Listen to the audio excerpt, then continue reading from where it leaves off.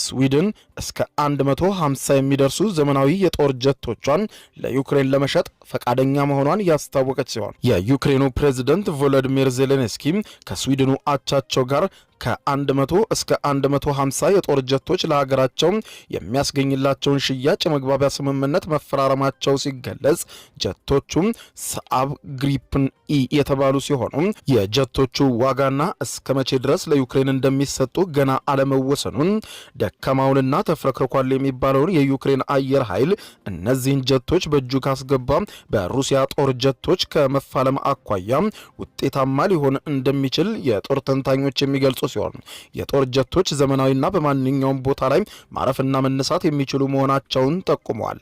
ነገር ግን አሁን እዚህ ጋር ሌላ እሳት ተጭሯል።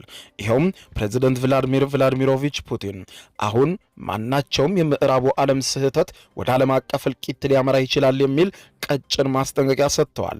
የኒውክሌር የጦር መሳሪያ ልምምድንም ቆመው ተመልክተዋል። ይህ በዚህ እንዳለ ታዲያ የአሜሪካው ፕሬዝዳንት ዶናልድ ጄ ትራምፕም በሩሲያ ላይ ማዕቀብ መጣላቸው መሰማቱ ምናልባትም ውጥረቶች እየከረሩ ለመሆኑ ማሳያ ነው በማለት በርካቶች ይጠቅሳሉ።